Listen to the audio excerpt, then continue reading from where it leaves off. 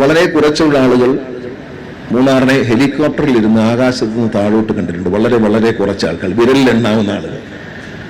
അത് മിക്കവാറും military ഓഫീസേഴ്സോ police ഓഫീസേഴ്സോ അങ്ങനെയുള്ളവരായിരിക്കാം. പക്ഷെ സാധാരണക്കാരായ ആൾക്കാർക്ക് ഇതുവരെ കാണാത്ത ഒരു മൂന്നാർ കാണാനുള്ള അവസരമാണ് ഈ ബസ് കൊണ്ട് ഉദ്ദേശിക്കുന്നത്. മൂന്നാറിലേക്ക് വരുന്ന ടൂറിസ്റ്റുകൾക്ക് പോകുവാൻ വേണ്ടി ചിന്നക്കനാലിൽ പോകാം, മറയൂരിൽ പോകാം, മാട്ടുപ്പെട്ടിയിൽ പോകാം. അങ്ങനെ ഒരുപാട് കാഴ്ചകളുണ്ട്. ഈ കാഴ്ചകളെല്ലാം കാണുന്നതോടൊപ്പം മറ്റൊരു അനുഭവം കൂടി പകർന്നു കിട്ടാൻ വേണ്ടിയിട്ടാണ് ഈ ബസ് രൂപകൽപ്പന ചെയ്തത്.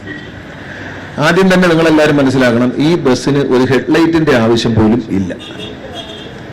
ഈ ബസ്സിൽ ഒരുപാട് ലൈറ്റ് വെച്ചിരിക്കുന്ന ഒരു പ്രയോജനമുണ്ട്. ആ ലൈറ്റ് ഒന്നും ഇടാൻ വേണ്ടി വെച്ചതല്ല, ഒരു ഭംഗിക്ക് വേണ്ടി വെച്ചതാണ്. അത് ഇടാനും ഉദ്ദേശിച്ചല്ല. KSRTC ഈ ബസ് ഓടിക്കുന്ന ഡ്രൈവറോടും ഞാൻ കണ്ടക്ടറോടും പറയുന്നു, നിങ്ങൾ ഈ ഇലുമിനേഷൻ ലൈറ്റ് ഒന്നും ഇടണ്ട. കാരണം രാവിലെ 8:30 മണിക്കാണ് ആദ്യത്തെ ട്രിപ്പ് തുടങ്ങാൻ ഉദ്ദേശിക്കുന്നത്. ഈ വണ്ടി പകൽ സമയം മാത്രമേ ഓടിക്കുന്നുള്ളൂ. രാത്രിയിൽ മൂന്നാറിൽ ഒന്നും കാണാനില്ല. കുറ്റാക്കുറ്റി ഇരുട്ടാണ്. ഇരുട്ടിലൊന്നും കാണാനില്ല. 6 മണിക്ക് മുമ്പ് 8:30 മണിക്കും 6 മണിക്കും ഇടയ്ക്ക് ഈ വാഹനം യാത്രക്കാരുമായി 4 ട്രിപ്പുകളാണ് ഓടിക്കാൻ ഉദ്ദേശിക്കുന്നത്. ഗ്യാപ്പ് റോഡിലൂടെ ചിന്നക്കനാൽ, പെരിയ കനാലിലെത്തും. ഇപ്പോൾ ബ്ലോക്ക് പഞ്ചായത്ത് പ്രസിഡന്റ് ഇവിടെ ഇരുന്നപ്പോൾ ഒരു ആശയം പറഞ്ഞ് അവിടെ നിന്ന് 1.5 കിലോമീറ്റർ കൂടി പോയാൽ ആനയറങ്കൽ ഡാം കാണാം എന്നാണ്. ആശയം സ്വീകരിക്കുകയാണ്. MLAയും അവരോട് യോജിച്ചു. മറ്റൊരു മനോഹരമായ കാഴ്ച കൂടി ഉൾപ്പെടുത്തിക്കൊണ്ട് ടൂറിസത്തിലെ ഉദ്യോഗസ്ഥരോട്, KSRTC ഉദ്യോഗസ്ഥന്മാരോട് 1.5 കിലോമീറ്റർ കൂടി ഓടി ആ സ്ഥലം കൂടി കവർ ചെയ്ത് പോരാനുള്ള ഒരു സംവിധാനം ഉടൻ ഏർപ്പെടുത്തണം. ഇന്ന് ഉച്ച മുതൽ വണ്ടി ഓടി തുടങ്ങും. മുകളിലത്തെ നിലയിൽ റേറ്റ് കൂടുതലും താഴെ കുറവുമാണ്.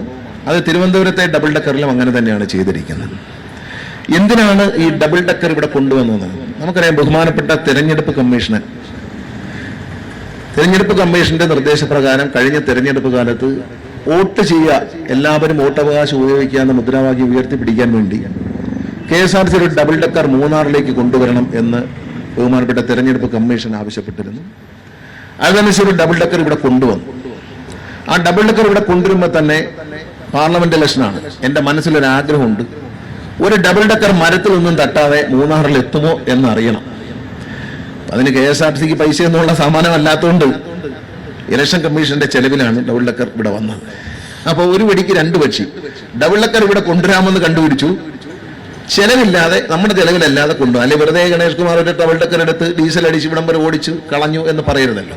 കാരണം KSRTCയുടെ ഒരു പൈസയും കളയാൻ ഞാൻ ആഗ്രഹിക്കുന്നത്. എൻ്റെ സ്വന്തം പൈസ ഞാൻ ചിലവാക്കും.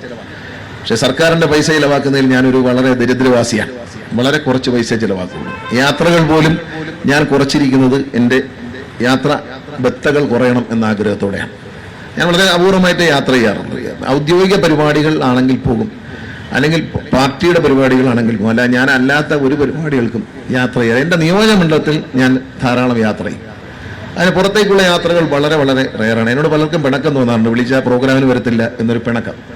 രാജയ്ക്ക് പോലും തോന്നാറുണ്ട്. പക്ഷേ ഇന്നിപ്പോ രാജയ്ക്ക് വേണ്ടിയിട്ട് ഇങ്ങനൊരു പ്രോഗ്രാം, രാജയോട് ഞാൻ ആദ്യം പറഞ്ഞു ഡബിൾ ഡക്കർ വരും. പക്ഷെ അന്ന് ഈ ട്രാൻസ്പെറന്റ് ഡബിൾ ഡക്കർ എന്ന ആശയം എൻ്റെ മനസ്സിലായിരുന്നു. അത് KSRTCയിലെ എഞ്ചിനീയറെ അറിയിക്കുകയും വളരെ സമർത്ഥനായ ശ്രീ ഉണ്ണികൃഷ്ണൻ എന്ന എഞ്ചിനീയറും അദ്ദേഹത്തിന്റെ ടീം, വലിയൊരു ടീമാണ് വർക്ക് ചെയ്തത്.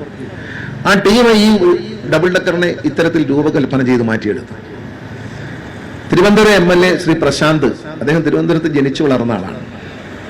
അദ്ദേഹം ഈ ഡബിൾ ഡക്കറിന്റെ ഉദ്ഘാടനത്തിന്, ഈ ഡബിൾ ഡക്കർ അല്ല, തിരുവനന്തപുരത്ത് ഓടുന്ന ഡബിൾ ഡക്കർ, ഓപ്പൺ ഡബിൾ ഡക്കറിന്റെ പുറത്ത് യാത്ര ചെയ്യുമ്പോൾ അദ്ദേഹം എന്നോട് പറഞ്ഞത്, ഞങ്ങൾ എല്ലാവരും കൂടി ഇരിക്കുമ്പോൾ അദ്ദേഹം പറഞ്ഞു, ഇതിനു മുമ്പ് പലപ്പോഴും തിരുവനന്തപുരത്ത് ജനിച്ചു വളർന്ന ആളാണ് ഞാൻ. അദ്ദേഹം പറഞ്ഞ വാക്കുകളാണ്, ഞാൻ തിരുവനന്തപുരം എല്ലായിടവും കണ്ടിട്ടുണ്ട്, പക്ഷെ തിരുവനന്തപുരത്ത് ഇങ്ങനൊരു കാഴ്ചയുണ്ട് എന്ന് ഞാൻ അറിയുന്ന ഈ ഡബിൾ ഡക്കറിന് വെളിയിൽ നിന്ന് താഴോട്ട് നോക്കിയപ്പോഴാണ്, ഈ ഓപ്പൺ ഡബിൾ ഡക്കറിന് വെളിയിൽ നിന്ന് താഴോട്ട് നോക്കിയപ്പോഴാണ് അന്ന് വരെ പഠിച്ച കാലം മുതൽ, ജനിച്ചു വളർന്ന കാലം മുതൽ പ്രശാന്ത് MLA കണ്ട തിരുവനന്തപുരത്തിന്റെ മറ്റൊരു വ്യത്യസ്തമായ മുഖം കാണാൻ പോകണം. ഞാൻ ഈ പറയുന്നത് വെറുതെ അല്ല, പ്രശാന്ത് പറഞ്ഞ വളരെ ശരിയാണ്.